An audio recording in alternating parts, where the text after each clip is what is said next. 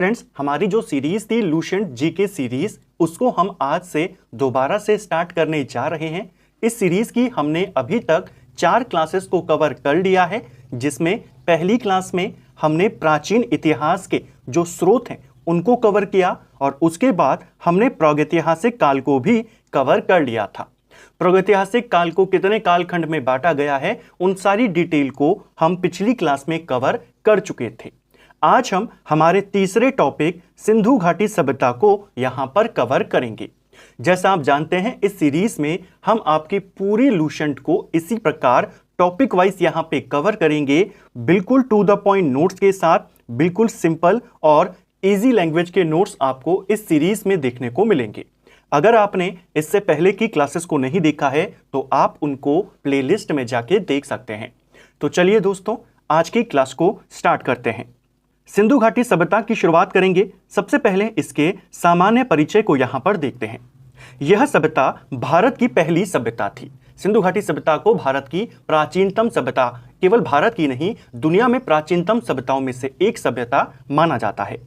इस सभ्यता की खोज ब्रिटिश अधिकारी जॉन मार्शल के नेतृत्व में दयाराम साहनी और राखलदास बनर्जी ने करी थी। तो किन भारतीयों ने इसकी खोज करी, तो आपने इन दोनों के नाम को याद करना है। और किसके नेतृत्व में करी, तो आप कहेंगे जॉन मार्शल के नेतृत्व में। ठीक है। सिंधु घाटी सभ्यता एक नगरीय सभ्यता थी।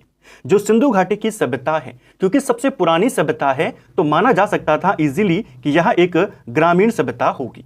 लेकिन इस चीज को ध्यान रखना, सिंधु घाटी सभ्यता एक नगरीय सभ्यता थी, यानी एक शहरी सभ्यता थी। ठीक है, इसको आप याद करेंगे। यह सिंधु घाटी का सामान्य परिचय। सिंधु घाटी के लिए क्या क्या नाम इस्तेमाल होते हैं उनको देखिए। सिंधु घाटी सभ्यता के लिए सैंधव सभ्यता, सिंधु घाटी सभ्यता, हड़प्पा सभ्यता, ये सारे नाम प्रचलित होते हैं। एक पेपर में सवाल आपसे पूछा गया था, आपको ये ऐसे सारे नाम दे दिए गए और कहा इनमें से सबसे प्रचलित नाम सिंधु घाटी सभ्यता का कौन सा है। तो सबसे प्रचलित नाम है हड़प्पा सभ्यता। इसको आप याद करेंगे। ठीक है। देखिए, सबसे पहले क्या हुआ, सबसे पहले सिंधु घाटी के तटों पर ही हमें जो शहर थे वो मिलने शुरू हुए थे, तो इसका नाम रख दिया गया सिंधु घाटी सभ्यता। सबसे पहले हमें हड़प्पा का शहर मिला था। यह रावी नदी के तट पर है, जो सिंधु नदी तंत्र का ही एक पार्ट है। तो इस सभ्यता का नाम सिंधु नदी के नाम पर सिंधु घाटी सभ्यता रख दिया। लेकिन बाद में हमको अलग अलग नदियों के तट पर इसके जो पुरा स्थल थे उनकी खोज मिली। जैसे गुजरात में भोगवा नदी के तट पर लोथल हमको मिला। अलग अलग नदियों के तट पर हमें अलग अलग शहर यहां पर मिलने लगे। तो एक नदी के नाम पर इसे सिंधु घाटी सभ्यता कहा जाना उचित नहीं था। अब क्योंकि सबसे पहले हड़प्पा की खोज हुई थी, तो इसे हड़प्पा सभ्यता के नाम से जाना जाता है। ठीक है, ये इसका काफी प्रचलित नाम है। युग की बात करें तो यह किस युग की सभ्यता थी, तो हड़प्पा सभ्यता आग ऐतिहासिक युग की सभ्यता थी। और किस युग की मानी जाती है, अगर हम धातु के रूप में माने तो इसे कांस्य युगीन सभ्यता माना जाता है। ठीक है। आग ऐतिहासिक युग क्या होता है, लास्ट वीडियो में जो प्रागैतिहासिक काल का वीडियो था उसमें हमने जाना था कि वह युग जिसकी लिपि है लेकिन उसे पढ़ नहीं पाए हैं, उसे आग ऐतिहासिक काल कहा जाता है। सिंधु घाटी के लोग लिखना जानते थे, उनकी हमको लिपि मिली है, लेकिन उनकी लिपि को अभी तक पढ़ा नहीं गया है। तो जैसी लिपि मिलती है और उसे नहीं पढ़ा गया है अभी तक, उसको आग ऐतिहासिक काल में रखा जाता है। कांस्य युगीन यानी सिंधु घाटी के लोगों ने कांस्य का इस्तेमाल करना शुरू कर दिया था। तो इनकी सभ्यता कैसी है, आप कहेंगे कांस्य युगीन सभ्यता है। अभी लोहा यहां पर नहीं आया है। ठीक है, जैसे मैंने यहां पर लिखा है, यानी उस वक्त के लोगों को लिखना आता था लेकिन उसे अभी तक नहीं पढ़ा गया है। ठीक है। सिंधु घाटी सभ्यता के काल की बात करते हैं। बिल्कुल टू द पॉइंट नोट्स हैं, एक एक पॉइंट हम यहां पर समझते हुए चलेंगे ताकि आपके सारे कॉन्सेप्ट अच्छे से क्लियर होते रहें और आपको फिर लुसेंट पढ़ने में और ज्यादा इंटरेस्ट यहां पर आए। सिंधु घाटी सभ्यता के काल की बात करते हैं। इसकी जो सर्वमान्य तिथि मानी जाती है वो 2500 ईसा पूर्व से लेकर 1750 ईसा पूर्व के बीच में मानी जाती है। ठीक है। इसकी जो तिथि का निर्धारण किया गया है वो किस पद्धति से किया गया है, तो कार्बन 14 पद्धति के द्वारा किया गया है, जिसे C14 पद्धति कहते हैं। तो इस पद्धति के माध्यम से सिंधु घाटी सभ्यता का जो काल माना गया है वो 2500 ईसा पूर्व से 1750 ईसा पूर्व माना गया है। इस पद्धति की खोज किसने करी थी? तो इसकी खोज वीएफ लीवी के द्वारा करी गई थी 1946 में। ठीक है, अलग अलग स्रोतों में अलग अलग काल यहां पर सिंधु घाटी सभ्यता के दिए गए हैं। जैसे कुछ जगहों पर 2400 ईसा पूर्व से लेकर 1700 ईसा पूर्व है, कुछ जगहों पर 2500 से लेकर के 1700 तक है, लेकिन जो सर्वमान्य है, जो ज्यादातर माना जाता है, वो इस काल को माना जाता है। ठीक है, अगली है हड़प्पा सभ्यताएं और उसके समकालीन सभ्यताएं। हमने सामान्य परिचय देख लिया, हमने उसके नाम देख लिए, हमने उसका काल देख लिया और हमने उसका युग देख लिया। अब इसके समकालीन कौन कौन था, इससे जुड़े जो तथ्य हैं उनको जानिए। यह सभ्यता विश्व की सबसे पहली शहरी सभ्यता थी। देखिए, दुनिया में उस समय बाकी सभ्यताएं भी थी, इसके समकालीन भी थी, लेकिन दुनिया की सबसे प्राचीनतम नगरीय सभ्यता, शहरी सभ्यता जो माना जाता है, वो हड़प्पा सभ्यता को माना जाता है। इस सभ्यता की विशेषता क्या थी? इसकी विशेषता थी इसका नगर नियोजन, यानी इसकी जो सिटी प्लानिंग थी, इसका जो नगरों का विकास था, इसके जो नगर हैं, वो इसकी विशेषता है। क्वेश्चन बना है पेपर में, मैं आपको साथ साथ में बताते हुए चलता हूं कि किस किस टाइप के क्वेश्चन और कौन कौन से क्वेश्चन आपके बने हैं। तो ये क्वेश्चन बना है सिंधु घाटी सभ्यता की विशेषता बताइए। तो इसकी विशेषता इसका शहरी नगर होना था। ठीक है, यह सभ्यता मेसोपोटामिया और मिस्र की प्राचीन सभ्यताओं के समकालीन थी। जो मेसोपोटामिया की सभ्यता है, मिस्र की सभ्यता है, वो किसके समकालीन है? हड़प्पा सभ्यता के समकालीन है। मेसोपोटामिया में जो सभ्यता थी, वहां से जो हमें अभिलेख मिले हैं, वहां से जो हमें कुछ चीजें मिली हैं, उनमें सिंधु घाटी सभ्यता के लिए मेलुहा शब्द का इस्तेमाल हुआ है। ये क्वेश्चन पेपर में बना था कि मेसोपोटामिया से मिले प्राप्त साक्ष्यों में जो मेलुहा शब्द है, वो किसके लिए इस्तेमाल है? तब आप कहेंगे सिंधु घाटी सभ्यता के लिए या हड़प्पा सभ्यता के लिए। ठीक है, जो बाकी आपकी समकालीन सभ्यताएं हैं, ये कैसी सभ्यताएं थी? ग्रामीण, इसीलिए इसे सबसे पहली शहरी सभ्यता माना गया है। ठीक है, हड़प्पा को। अगला है हड़प्पा सभ्यता की खोज। अब इसकी खोज कैसे होती है?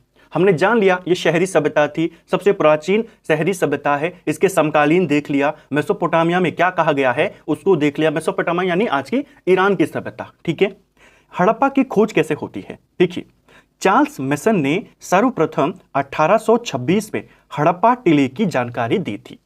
सबसे पहले इस हड़प्पा स्थल की जो जानकारी दी गई वो चार्ल्स मेसन ने दी थी। इसका नाम पूछा जाता है कि हड़प्पा के टीले को सर्वप्रथम किसने खोजा था। इसने प्रॉपर खुदाई वहां पर नहीं करी थी, लेकिन एक जानकारी दे दी थी कि यहां पर इस प्रकार की कोई चीज उपलब्ध है। यह जानकारी इसने 1826 में दी थी। हड़प्पा की जो खोज हुई वो 1921 में होती है दयाराम साहनी के द्वारा। हड़प्पा की खोज यानी जो हड़प्पा स्थल है, वही तो हड़प्पा सभ्यता का खोजा गया सबसे पहला पुरा स्थल था। तो हड़प्पा की जानकारी सबसे पहले चार्ल्स मेसन ने दी और हड़प्पा की खोज दयाराम साहनी ने करी 1921 में। राखलदास बनर्जी के द्वारा मोहनजोदड़ो की खोज करी गई 1922 में।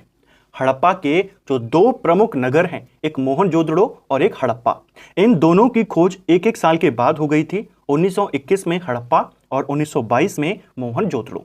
हड़प्पा को दयाराम साहनी ने खोजा और मोहनजोदड़ो को राखलदास बनर्जी ने खोजा।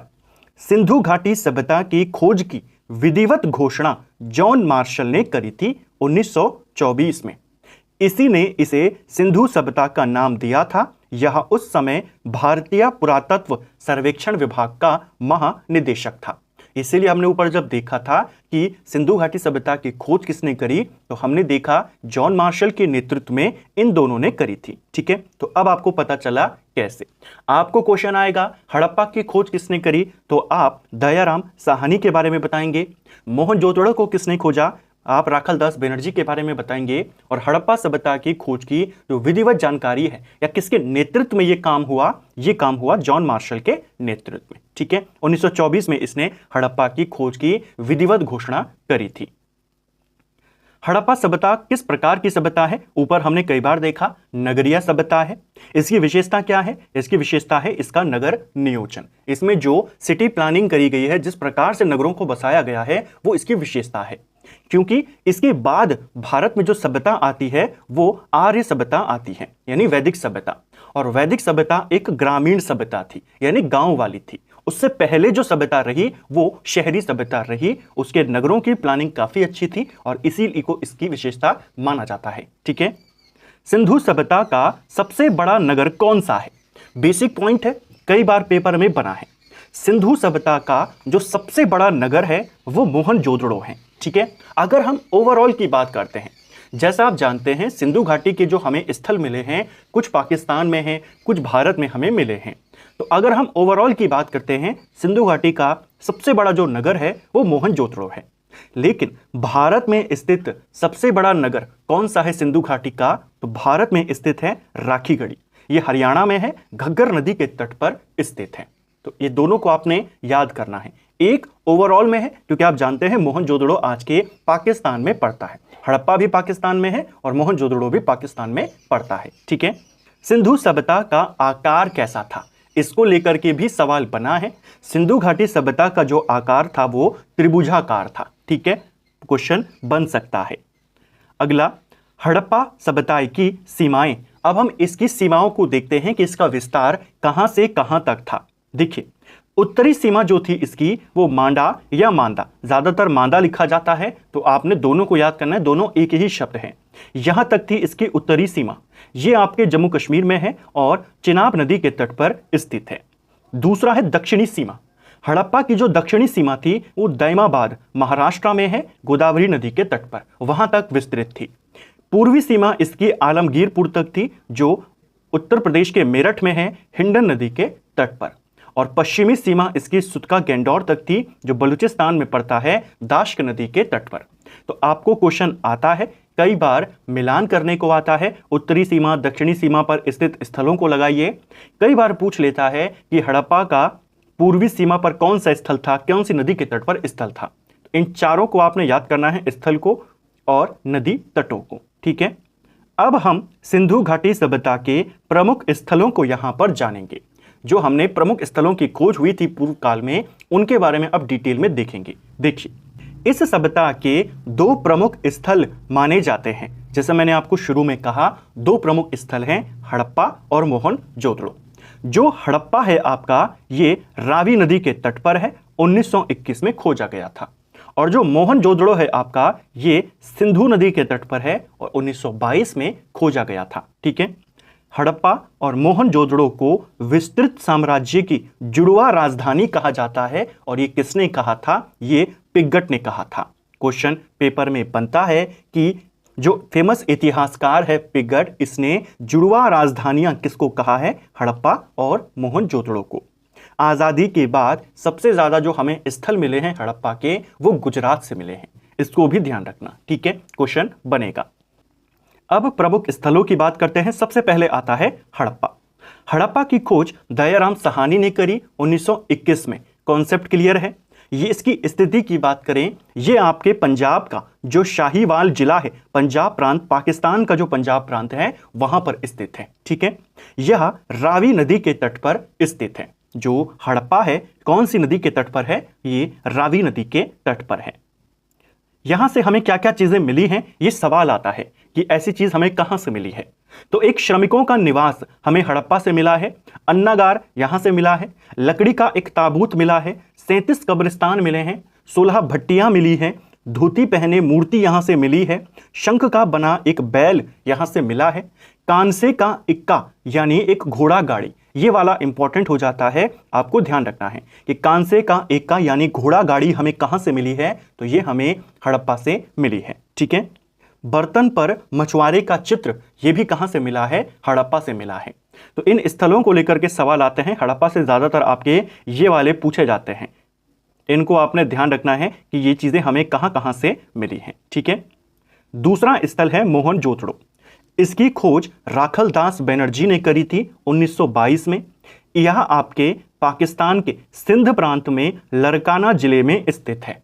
यह आपके सिंधु नदी के तट पर स्थित है। जो मोहनजोदड़ो है ये सिंधु नदी के तट पर बसा हुआ है। मोहनजोदड़ो का अर्थ क्या होता है? तो मोहनजोदड़ो का अर्थ होता है मृतकों का टीला। और किस भाषा में? तो मोहनजोदड़ो का ये जो मृतकों का टीला है, ये सिंधी भाषा में इसका अर्थ है। सिंधु नदी के तट पर है तो वहां पर सिंधी लैंग्वेज में इसे मृतकों का टीला कहा जाता है। ठीक है, इसका अर्थ ही यही होता है। सिंपल सा क्वेश्चन बनता है मोहनजोदड़ो का अर्थ क्या है, तब आप कहेंगे मृतकों का टीला। क्वेश्चन बनेगा मोहनजोदड़ो का सिंधी भाषा में अर्थ क्या है, तो भी आप कहेंगे मृतकों का टीला।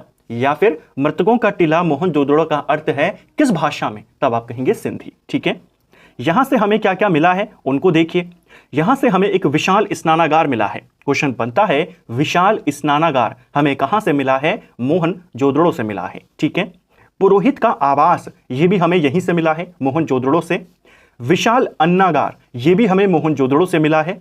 घरों से कुएं के अवशेष, ये वाला इंपॉर्टेंट हो जाएगा। स्नानागार के साथ साथ घरों के अवशेष, पुरोहित आवास और घरों से कुएं के अवशेष मिले हैं हमें मोहनजोदड़ो से।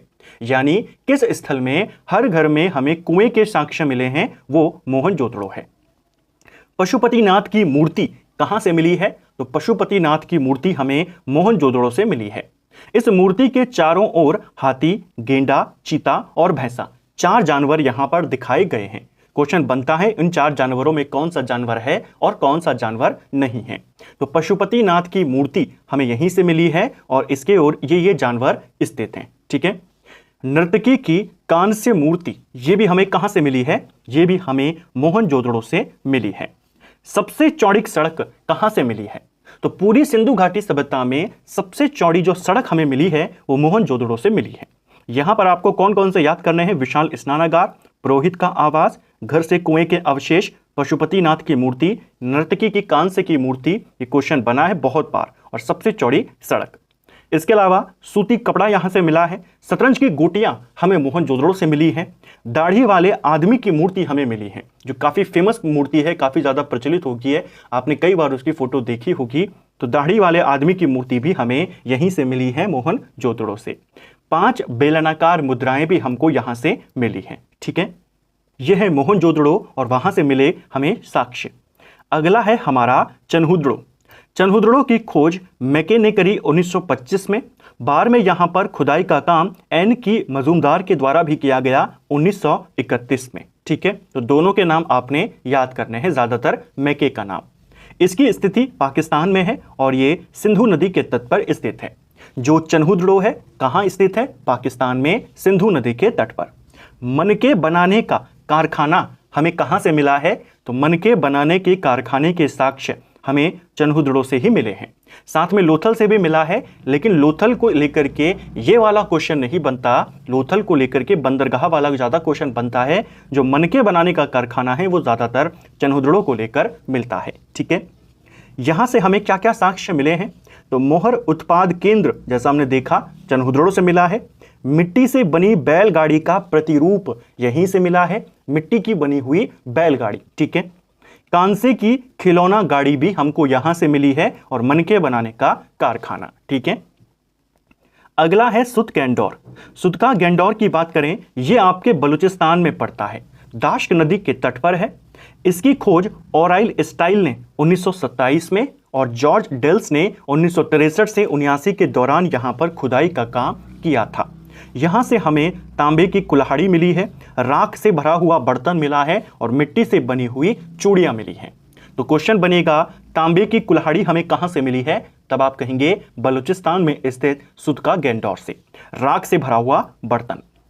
अगला है आमरी, यह भी पाकिस्तान में है, सिंधु नदी के तट पर स्थित है।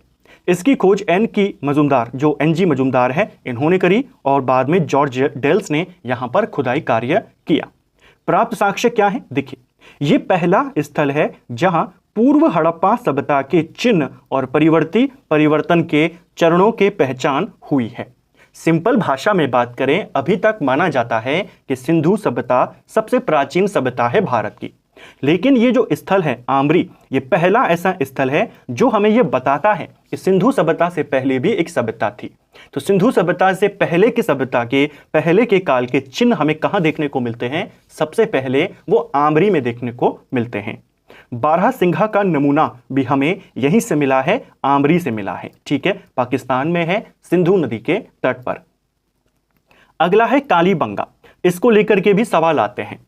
कालीबंगा राजस्थान में है और घग्गर नदी के तट पर स्थित है, भारत में स्थित है। ठीक है, इस कालीबंगा का अर्थ क्या होता है, कालीबंगा का अर्थ होता है काले रंग की चूड़ियां। इसकी खोज किसने करी थी? इसकी खोज अमलानंद घोष ने करी थी। 1953 से लेकर 1960 के बीच में उन्होंने खुदाई कार्य यहां पर किया था। ठीक है, यहां एकमात्र हड़प्पा कालीन स्थल है जिसका निचला शहर भी किले से घिरा हुआ है। देखिए, हड़प्पाओं के जो स्थल थे, आपके जो शहर थे, वो ज्यादातर दो वर्गों में बटे हुए थे। एक था उचला शहर और एक था निचला शहर। निचला शहर बड़ा होता था और ज्यादा जनसंख्या उनकी वहीं पर निवास करती थी। उछला जो स्थल होता था वो थोड़ा सा छोटा होता था, जनसंख्या भी वहां पर कम होती थी और थोड़े समाज के ऊपरी लोग वहां पर रहते थे। उसकी पूरी किलेबंदी करी जाती थी ताकि निचले जो स्थल के लोग हैं, निचले शहर के लोग हैं, वो आसानी से प्रवेश न कर सकें। तो ज्यादातर जो हड़प्पा के स्थल हैं, ज्यादातर क्या, लगभग सभी जो हड़प्पा के स्थल हैं उसमें ऊपरी शहर की तो किलेबंदी करी गई है, लेकिन निचले शहर की नहीं करी गई है। लेकिन कालीबंगा पहला और एकमात्र हड़प्पा कालीन स्थल है जिसका निचला शहर भी किले से घिरा हुआ है। तो इंपॉर्टेंट है, ध्यान रखेंगे। इसको ऐसे भी याद कर सकते हैं कि राजस्थान में किले आपको ज्यादातर देखने को मिलते हैं। तो कालीबंगा भी राजस्थान में है, तो इस पर भी उन्होंने किला बना दिया। यहां से हमें क्या क्या साक्ष्य मिले हैं? देखिए, यहां से हमें जुते हुए खेत के साक्ष्य मिले हैं। यह सबसे इंपॉर्टेंट पॉइंट है कि जुते हुए खेत के साक्ष्य हमें कहां से मिले हैं? वो कालीबंगा से मिला है। ठीक है। दूसरा, बेलनाकार मुद्रा, यह हमें मोहनजोदड़ो से भी मिली थी 5 और यहां से भी मिली है। अगला है नक्काशीदार ईंट, ये वाला इंपॉर्टेंट हो जाएगा। जो आपके नक्काशीदार ईंटें हैं, यानी ईंटों को अलंकृत किया गया है, सजाया गया है, ईंटों पर डिजाइन बनाए गए हैं, वो ईंटें हमें कहां से मिली हैं? ये हमें कालीबंगा से मिले हैं। सबसे पहले ज्ञात भूकंप के साक्ष्य, वो भी कहां से मिला है? कालीबंगा से मिला है। ऊंट की हड्डियां, ये भी कालीबंगा से मिले हैं। घोड़े के अस्थि पंजर, ये हमें कालीबंगा से मिले हैं। हालांकि ये चीज कालीबंगा के अलावा सुरकोटदा और लोथल दोनों से मिला है। तो जो चीज हमें एक से ज्यादा शहरों में मिली है वो उतना नहीं पूछा जाता, लेकिन जो चीजें केवल एक ही जगह पर मिली हैं, जैसे जुते हुए खेत के साक्ष्य, नक्काशीदार ईंटें, भूकंप का साक्ष्य, ऊंट की हड्डियां, ये इंपॉर्टेंट है। ठीक है। इसके अलावा अग्नि पूजा के प्रमाण, अग्नि पूजा के प्रमाण हमें 2 ही स्थलों से मिलते हैं, एक कालीबंगा और एक लोथल। ठीक है, इसको भी ध्यान रखेंगे। अगला पूरा स्थल है रोपड़। रोपड़ आपके पंजाब में है, सतलज नदी के तट पर स्थित हुआ है। इसकी खोज यज्ञदत्त शर्मा ने करी थी 1953 से 54 के बीच में। यहां से हमें क्या क्या साक्ष्य मिले हैं उसको देखिए।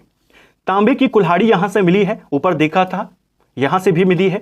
शंख की चूड़ियां मिली है और कुत्ते के साथ मालिक को दफनाने का जो साक्ष्य मिला है वो रोपड़ से भी मिला है। तो इसको आपने ध्यान रखना है। ठीक है, यानी मालिक के साथ कुत्ते को दफनाने का जो साक्ष्य है वो यहां से मिला है। अगला है रंगपुर, यह गुजरात में है, मादर नदी के तट पर स्थित है। इसकी खोज MS वत्स ने करी थी 1931 में और बाद में रंगनाथ राव ने 1953-54 में यहां पर खुदाई का कार्य किया था। दोनों नाम इसलिए लिखे हैं, कई बार वो आपको पहले व्यक्ति का नाम नहीं देता, वो दूसरे का नाम दे देगा जिसने खुदाई कार्य यहां पर करवाया। यहां से हमें धान की भूसी मिली है, कच्ची ईंटों का दुर्ग मिला है और पत्थर के फलक मिले हैं। तो ये 3 चीजें हमें रंगपुर से मिली हैं। ठीक है। एक क्वेश्चन और याद करना, जैसे हमने देखा कि सिंधु घाटी सभ्यता एक शहरी सभ्यता थी।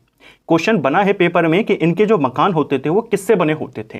तो इनके जो मकान होते थे वो पक्की ईंटों से बने होते थे। ठीक है, लेकिन एक कच्ची ईंटों का किला मिला है हमें रंगपुर से। अगला है सुरकोटदा, ये गुजरात में है और कच्छ में स्थित है। इसकी खोज JP जोशी ने करी थी, 1954 में इसकी खोज करी गई थी। यहां से हमें घोड़े की हड्डियां मिली हैं और बर्तन में शवाधान के साक्ष्य यहां से मिले हैं। तो बर्तन में शवाधान कहां से मिले हैं? आप कहेंगे सुरकोटदा से। ठीक है, सुरकोटदा के बारे में माना जाता है क्योंकि यहां से घोड़े की हड्डियां मिली हैं, अस्थि पंजर मिले हैं, यहां के लोगों को घोड़े का ज्ञान था। देखिए, सिंधु घाटी सभ्यता में घोड़े का ज्ञान इन लोगों को नहीं था। कुछ जगहों से घोड़े की हड्डियां मिली हैं, लेकिन जो ज्यादा प्रसिद्ध है वो सुरकोटदा है। ठीक है, इसके बारे में माना जाता है कि इन लोगों को घोड़े के बारे में जानकारी थी। अगला है लोथल। लोथल से क्या मिला है? देखिए, यह अहमदाबाद में है, भोगवा नदी के तट पर। इसकी खोज रंगनाथ राव के द्वारा 1957 में करी गई थी।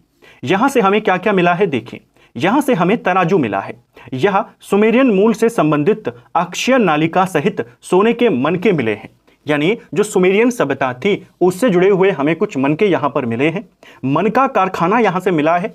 गोदीवाड़ा यानी बंदरगाह था। ये क्वेश्चन बनता है, सिंधु घाटी सभ्यता का प्रसिद्ध बंदरगाह कौन सा है? तो फेमस बंदरगाह है आपका लोथल। ठीक है। युग्म शवदान यानी जो एक कब्र के अंदर 2 शव हमें मिले हैं युग्म शवधान, वो भी हमें कहां से मिले हैं? लोथल से। धान की खेती के साक्ष्य भी हमको यहां से मिले हैं। तो लोथल को लेकर के 2-3 बातों को याद करेंगे, क्योंकि ये बंदरगाह है तो क्वेश्चन बनता है फेमस बंदरगाह सिंधु घाटी सभ्यता का लोथल। अब बंदरगाह है तो सामान का आयात और निर्यात होता होगा, तो तराजू यहां से मिला है। अब जब सामान खरीदा या बेचा जाता होगा तो कुछ लिया दिया जाता होगा, तो मनके बनाने का कारखाना भी यहां से मिला है। यहां से हमें युग्म शवधान भी मिले हैं। ठीक है, अगला है आलमगीरपुर, ये यूपी में है, हिंडन नदी के तट पर। इसकी खोज यज्ञदत्त शर्मा ने 1958 में करी थी। यहां से हमें मिट्टी के बर्तन मिले हैं और सबसे इंपॉर्टेंट बिंदु जो है वो ये वाला है, गंगा यमुना दोआब का पहला उत्खनित स्थल। अभी तक ज्यादातर जो स्थल मिले थे वो सिंधु नदी के तट पर हमें ज्यादातर मिल रहे थे। गंगा और यमुना के दोआब पर, यानी जहां पर ये दोनों नदियां मिलती हैं या इन दोनों नदियों के बीच के क्षेत्र को पहली बार यहां पर किस क्षेत्र की खोज हुई थी? वो आलमगीरपुर था। ठीक है, अगला है धौलावीरा। इसको लेकर के बहुत सारे सवाल आते हैं। यह आपके गुजरात के कच्छ में है। इसकी खोज बीबी लाल ने करी 1959 में, लेकिन इसका जो विस्तृत खनन करवाया था वो एस बिस्ट ने करवाया था 1990 से 91 के दौरान। अभी जब हाल ही में इनका नाम पूछा गया धौलावीरा से संबंधित तो यही नाम आया था। ठीक है, RS बिस्ट होगा यहां पर, रविंद्र सिंह बिस्ट। सबसे पहले बीबी लाल ने यहां की खोज करी। उसके बाद 1966-67 के दौरान यहां पर JP जोशी के द्वारा खुदाई का काम करवाया गया और अंत में RS बिस्ट के द्वारा। यहां उन्नत जल निकासी प्रणाली के साक्ष्य हमें मिले हैं।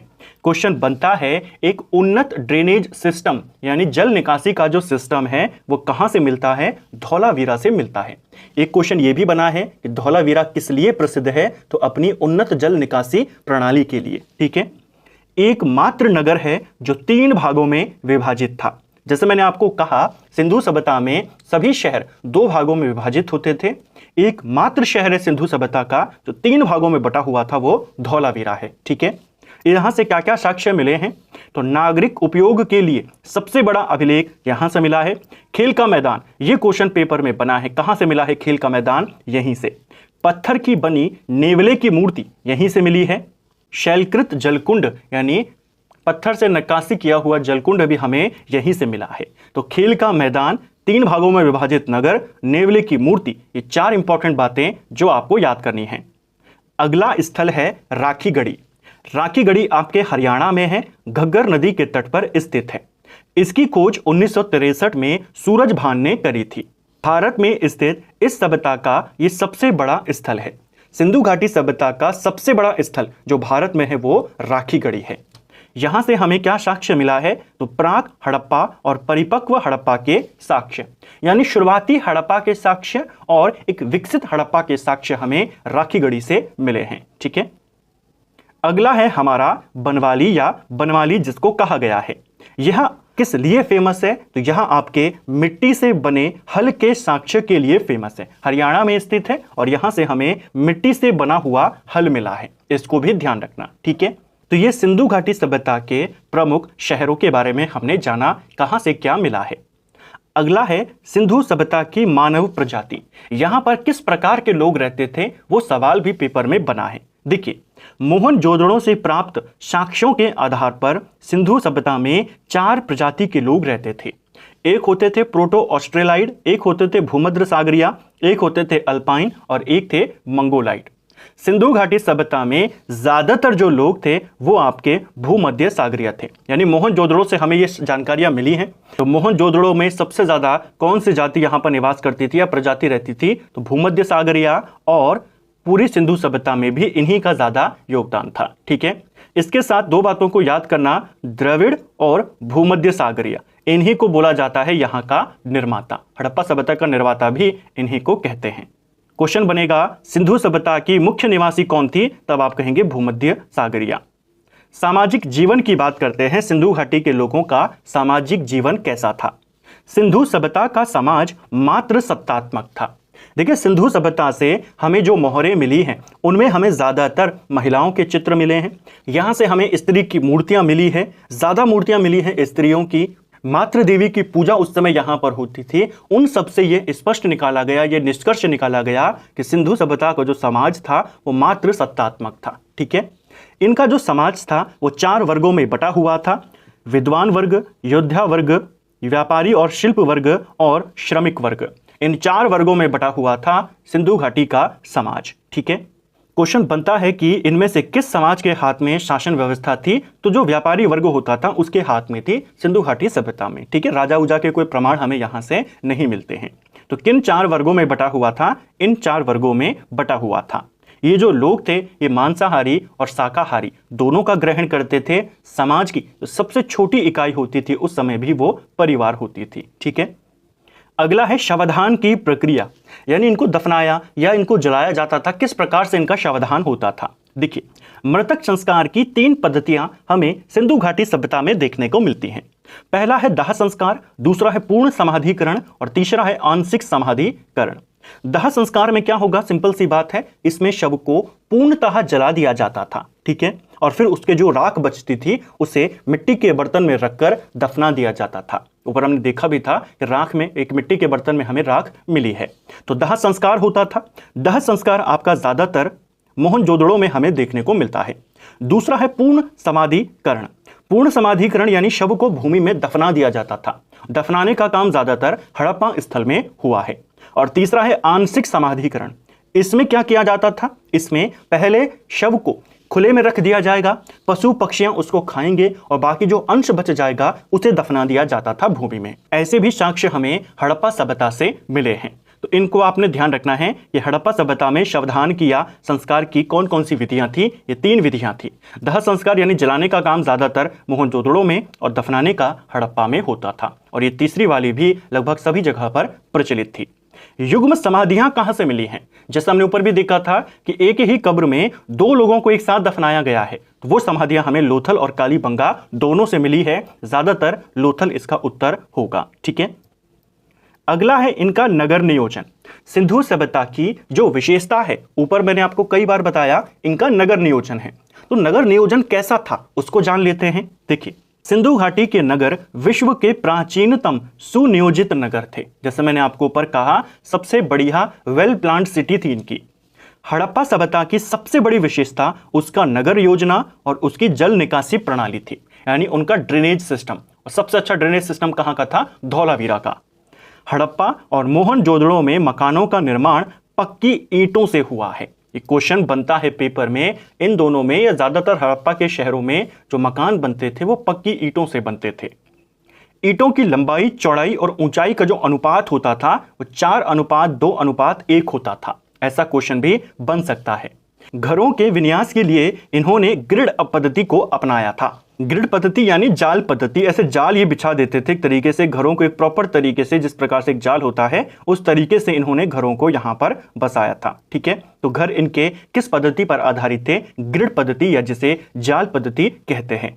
हड़प्पा कालीन नगरों को चारों ओर प्राचीर बनाकर किलेबंदी के द्वारा सुरक्षित किया जाता था। ज्यादातर जो ऊपरी नगर होते थे उनको। कौन सा स्थल है जहां पर निचले नगरों को भी किलेबंदी से सुरक्षित किया गया है? कालीबंगा।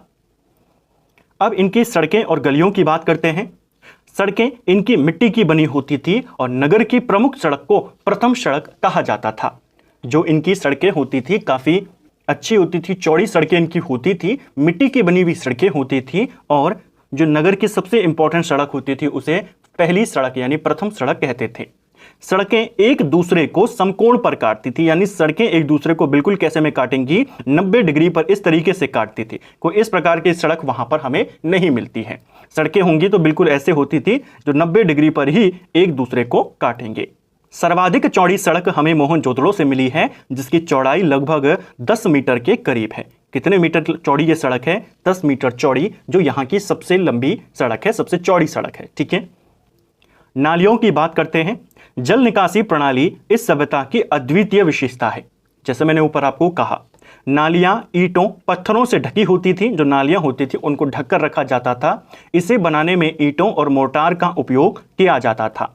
घरों से निकासी मोरियों के द्वारा होती थी जो मुख्य नालियों में गिरती थी, यानी छोटी छोटी नालियां बना दी जाती थी जो मुख्य नाली में जाकर गिरती थी, घर का सारा पानी ले जाकर के। ठीक है, भवनों की बात करते हैं। इनके घर कैसे होते थे? भवन का निर्माण पकाई हुई ईंटों से यानी पक्की ईंटों से होता था। ये ईंटें आयताकार होती थी, निश्चित अनुपात में बनी होती थी और मैंने आपको बताया 4-3 4-2-1 इनका अनुपात होता था। घर इनके आयताकार ही होते थे। सिंधु सभ्यता में केवल लोथल में मकान के दरवाजे मुख्य सड़क की ओर खुलते हैं, इसको भी ध्यान रखना। देखिए ज्यादातर हड़प्पा स्थलों में जो घर के दरवाजे हैं वो घर के दरवाजे पीछे की ओर खुलते थे, घर की ओर खुलते थे। केवल लोथल ऐसा जगह है जहां पर जो दरवाजे हैं वो बाहर के लिए खुलते हैं, मुख्य सड़क की ओर खुलते हैं। ठीक है। भवनों को 3 श्रेणियों में विभाजित किया जाता था उस समय। एक होते थे आवासीय भवन, एक होते थे विशाल भवन और एक होते थे सार्वजनिक भवन, जिसमें स्नानागार, अन्नागार आते थे। विशाल स्नानागार की बात करते हैं, मोहनजोदड़ो से मिला है। यह 11.88 मीटर लंबा और 7.1 मीटर चौड़ा, 2.43 मीटर गहरा था और इसमें उतरने के लिए सीढ़ियां बनाई गई थी। ठीक है, जो विशाल स्नानागार है, मोहनजोदड़ो से मिला है। मार्शल ने इसे तत्कालीन विश्व का एक आश्चर्यजनक निर्माण कहा है। जो जॉन मार्शल था उसने विशाल स्नानागार को दुनिया का उस समय का एक आश्चर्यजनक निर्माण कहा है। ठीक है। अगला है विशाल अन्नागार। यह मोहनजोदड़ो की सबसे बड़ी इमारत है। तो सबसे बड़ी इमारत मोहनजोदड़ो और सिंधु सभ्यता की इसी विशाल स्नानागार अन्नागार को करना। ठीक है, स्नानागार को नहीं, अन्नागार को करना। इसकी जो लंबाई है 45.71 मीटर है और 15.23 मीटर यह चौड़ा है। हड़प्पा से भी हमें एक अन्नागार मिला है, 12 कक्षों वाला, 12 कमरों वाला हमें वहां से मिला है। अब इनकी धार्मिक प्रथाओं को देख लेते हैं, ये किस प्रकार के लोग थे। हड़प्पा से हमें एक मूर्ति में स्त्री के गर्भ से निकलते पौधे का चित्र मिला है, जो संभवतः प्रकृति की देवी है। यानी आपको क्वेश्चन बनेगा प्रकृति की देवी का चित्र हमें कहां से मिला है, आप कहेंगे हड़प्पा। एक स्त्री के गर्भ से निकलता हुआ पौधे का चित्र कहां से मिला है, तो भी आप कहेंगे हड़प्पा। धरती को ये क्या मानते थे, तो सिंधु घाटी के लोग धरती को उर्वरता की देवी मानते थे। इनकी मोहरों पर चित्रित देवता को पशुपति महादेव कहा गया है। यानी इनकी मोहरों पर एक देवता का चित्र हमें मिलता है जिन्हें पशुपति महादेव माना जाता है। सिंधु सभ्यता में वृक्ष पूजा, पशु पूजा का भी प्रमाण मिलता है। यानी ये पेड़ों की पूजा भी करते थे और पशुओं की पूजा भी करते थे। सबसे पवित्र पशु जिसको ये मानते थे वो इनका कुबड़ वाला सांड था। क्वेश्चन आता है कि इनका प्रिय पशु कौन सा था, तो कुबड़ वाला सांड, उसकी विशेष पूजा करते थे। मोहनजोदड़ो से प्राप्त मोहर पर स्वास्तिक चिन्ह हमें मिला है। यह सबसे इंपॉर्टेंट बात है। क्वेश्चन बनता है स्वास्तिक चिन्ह किसकी देन है, वैदिक सभ्यता की देन है, उत्तर वैदिक सभ्यता की देन है या हड़प्पा सभ्यता की। तो स्वास्तिक चिन्ह का प्रमाण हमें सबसे पहले मोहनजोदड़ो से मिला है। ठीक है, हड़प्पा सभ्यता तो है लेकिन स्थल को भी आपने याद करना है, मोहनजोदड़ो। इसके बारे में कहा जाता है कि यह स्वास्तिक चिन्ह का इस्तेमाल सूर्य की पूजा करने के लिए करते थे। हड़प्पा के लोग ताबीज को धारण भी करते थे। क्वेश्चन बन सकता है। विशेष पूजनीय था इनका कुबड़ वाला सांड, उसकी विशेष पूजा करते थे और पवित्र मानते थे ये बतख को भी ये काफी पवित्र मानते थे। सिंधु सभ्यता में किसी भी मंदिर के अवशेष हमें नहीं मिले हैं। तो ये ज्यादातर प्रकृति प्रेमी होते थे, पशु प्रेमी होते थे। किसी भी मंदिर के साक्ष्य हमें उस समय यहां पर नहीं मिला है। ठीक है। व्यापार की बात करते हैं। नगरीय सभ्यता थी तो व्यापार ये विशेष तौर पर करते थे कि क्षेत्र में पत्थर, धातु, हड्डी आदि का व्यापार करते थे। तो हड़प्पाई लोग जो होते थे पूरी सिंधु घाटी के क्षेत्र में पत्थरों का व्यापार, धातु का व्यापार, हड्डियों का व्यापार आदि करते थे। मेसोपोटामिया से भी बहुत सारी हड़प्पा की मोहरें हमें मिली हैं, जिससे यह पता चलता है कि हड़प्पा के लोग मेसोपोटामिया के साथ व्यापार करते थे।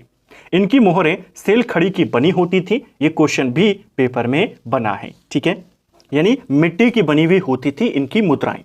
आकार इनकी मुद्राओं का आयताकार है ज्यादातर। देखिए बेलनाकार मुद्राएं मिली हैं लेकिन ज्यादातर जो इनकी मोहरें होती थी वो आयताकार होती थी। ठीक है। व्यापार का माध्यम वस्तु विनिमय था। इसको भी ध्यान रखना कि जो व्यापार करते थे वस्तु विनिमय के माध्यम से करते थे। बहरीन द्वीप के लोग बिचौलिए का काम करते थे इनके और मेसोपोटामिया या दूसरी सभ्यताओं के बीच में। तो इनके बीच में बिचौलिए का काम कौन करता था, बहरीन समाज के लोग या बहरीन द्वीप के लोग। हड़प्पाई लोगों को बाट माप का ज्ञान था, यानी इन्हें नाप तोल का ज्ञान था। सुरकोटदा और लोथल से हमें तराजू मिला है। सुरकोटदा और लोथल दोनों एक बंदरगाह के रूप में फेमस थे। ज्यादा फेमस कौन है, लोथल। तौल की जो इकाई होती थी वो 16 के अनुपात में होती थी, दशमलव प्रणाली में होती थी। अगला है कृषि और पशुपालन। कालीबंगा से हमें सरसों की खेती के प्रमाण मिले हैं। कालीबंगा से हमें जुते हुए खेत के साक्ष्य भी मिले हैं। ठीक है, कपास की खेती सबसे पहले इन्हीं लोगों ने करी थी। क्वेश्चन बनता है कि इनमें से सबसे पहले कपास किसने उगाया था? तो सिंधु घाटी के लोगों ने उगाया था। इनकी मुख्य फसल जौ और गेहूं थी। ठीक है, चावल के साक्ष्य भी हमें मिले हैं। चावल के साक्ष्य रंगपुर और लोथल से मिले हैं। ये मिठास के लिए शहद का प्रयोग करते थे। ये उनकी कृषि से संबंधित कुछ 2-3 बातें। हड़प्पाई लिपि की बात करते हैं। हड़प्पाई लिपि भाव चित्रात्मक लिपि थी। दाएं से बाएं लिखी जाती थी और फिर बाएं से दाएं, यानी इस प्रकार ये लिखते थे। यहां से लिखना शुरू करेंगे, इधर को चलेंगे, फिर इधर आएंगे और फिर इधर से इधर को लिखना शुरू करेंगे। इस प्रकार इनकी ये लिपि थी। क्वेश्चन बनता है किस प्रकार लिखी जाती थी? तो पहले दाएं से बाएं, फिर बाएं से दाएं, फिर दाएं से बाएं, इस तरीके से लिखते थे। हड़प्पा से प्राप्त लिपि को अब तक पढ़ा नहीं जा सका है। ठीक है, इस लिपि में कुल 250 से 400 तक भाव चित्रात्मक अक्षर बने हुए हैं। लेखन की उचित प्रणाली विकसित करने वाली पहली सभ्यता थी सुमेरियन की सभ्यता। ठीक है, इसी के समकालीन थी। सिंधु सभ्यता के विनाश का जो सबसे इंपॉर्टेंट कारण माना जाता है वो बाढ़ को माना जाता है। देखिए, सिंधु घाटी सभ्यता के विनाश के कई सारे कारण माने जाते हैं। कुछ मानते हैं कि बाहरी आक्रमण हुआ था और ये लोग उसका सामना नहीं कर पाए, पूरी सभ्यता समाप्त हो गई। कुछ मानते हैं आपदाएं यहां पर आई, बाढ़ यहां पर आई, और सबसे प्रमुख कारण, सबसे ज्यादा जो माना जाता है इस सभ्यता के खत्म होने का, वो बाढ़ को माना जाता है। ठीक है, हड़प्पा सभ्यता के महत्वपूर्ण फैक्ट्स। हमने पूरी हड़प्पा सभ्यता से संबंधित जानकारियों को देखा। इसके नगरों के बारे में, इसके स्थलों के बारे में, व्यापार के बारे में, कृषि के बारे में जो सवाल बनते हैं उनको देखा। हड़प्पा सभ्यता समाप्त कैसे हुई उसको भी जाना। ये जो मुख्य कारण है वो बाढ़ को माना जाता है। अब कुछ इंपॉर्टेंट तथ्य हैं, उनको देखिए। सिंधु सभ्यता को आर्यों से पहले रखे जाने का महत्वपूर्ण कारण क्या है? वो है इनके मृदभांड। इनके जो हमें मिट्टी के बर्तन मिले हैं उनको देखकर इनको आर्यों से पहले रखा जाता है। ठीक है, इनके जो बर्तन होते थे लाल मिट्टी के बर्तन होते थे और काले रंग के बनाए जाते थे। बहुत ही इंपॉर्टेंट ये पॉइंट है कि ये लोग काले रंग से डिजाइन की गई मूर्तियां, जो बर्तन थे, उनका इस्तेमाल करते थे और वो बर्तन लाल मिट्टी के होते थे। तो 2 रंग आ रहे हैं, कंफ्यूजन नहीं करना है। मिट्टी लाल है, रंग काला है। ठीक है, काले रंग में उसे डिजाइन करते थे। हड़प्पा संस्कृति की जानकारी का प्रमुख स्रोत क्या है? तो हड़प्पा की जानकारी का प्रमुख स्रोत है पुरातात्विक साक्ष्य, क्योंकि लिखा हुआ तो मिला है लेकिन उसको पढ़ नहीं पाए हैं, तो लिखित साक्ष्य तो होगा नहीं, अभिलेख यहां से मिले नहीं हैं। तो पुरातात्विक साक्ष्य, खुदाई में जो चीजें मिली हैं उनके आधार पर इनका इतिहास लिखा गया है। भारत में चांदी की उपलब्धता के प्रमाण कहां से मिलते हैं? तो भारत में सबसे पहले चांदी की उपलब्धता के प्रमाण भी सिंधु सभ्यता से मिलते हैं। जुते हुए खेत के साक्ष्य कहां से मिले हैं? तो जुते हुए खेत के साक्ष्य कालीबंगा से। भारत का सबसे बड़ा वृहद स्थल कौन सा है? राखीगढ़ी। सिंधु सभ्यता में मूर्ति पूजा का प्रचलन था। मंदिर नहीं मिले हैं लेकिन मूर्ति पूजा ये लोग उस समय करते थे, इसके प्रमाण हमें मिले हैं। ठीक है, स्वतंत्रता के बाद हड़प्पा संस्कृति के सर्वाधिक स्थल कहां से मिले हैं? तो आजादी के बाद ये गुजरात से मिले हैं। सिंधु घाटी सभ्यता के प्रमुख बंदरगाह लोथल है, सबसे ज्यादा फेमस है। सुरकोटदा जो है ये भी एक बंदरगाह के रूप में था, लेकिन ज्यादा फेमस लोथल था। नक्काशीदार ईंटें कहां से मिली हैं? कालीबंगा से। सिंधु सभ्यता के लोग तलवार से प्रचलित नहीं थे, इसको भी ध्यान रखना। तलवार से परिचित नहीं थे, ये करना इसको। ठीक है, तो सिंधु घाटी के लोगों को तलवार का ज्ञान नहीं था। सिंधु सभ्यता में पर्दा प्रथा और वैश्यवृत्ति प्रचलित थी, तो इसको भी ध्यान रखना। मूर्ति पूजा करते थे, पर्दा प्रथा थी, वैश्य प्रथा यहां पर चलती थी। तलवार का ज्ञान इनको था नहीं, लोहे का ज्ञान इनको था नहीं, केवल इनको कपास का ज्ञान था। कपास ये उगाते थे, व्यापार करते थे, पक्की ईंटों से अपने मकान बनाते थे, ड्रेनेज सिस्टम इनका अच्छा था, एक शहरी जीवन ये लोग जीते थे। ये हड़प्पा सभ्यता से संबंधित कुछ विशेष बातें। तो फ्रेंड्स, ये था हमारा आज का वीडियो जिसमें हमने सिंधु घाटी सभ्यता को पूरी डिटेल में यहां पर समझने का प्रयास किया। बिल्कुल टू द पॉइंट नोट्स के माध्यम से हमने इनको यहां पर समझा। एक एक पॉइंट्स को बिल्कुल डिटेल में समझते हुए चले। सीमाओं को हमने देखा कि कहां से कहां तक इनका विस्तार था, आकार को देखा, कई सारी चीजें आपकी हड़प्पा सभ्यता को लेकर के यहां पर क्लियर हुई होंगी। उम्मीद करता हूं आपको आज का वीडियो पसंद आया होगा। अगर आपको ये वीडियो पसंद आया है तो वीडियो को लाइक करें, चैनल पर नए हैं तो सब्सक्राइब करें, अपने दोस्तों के साथ शेयर करें। वीडियो आपको कैसा लगा कमेंट बॉक्स में हमें ज़रूर बताएं। Thank you friends.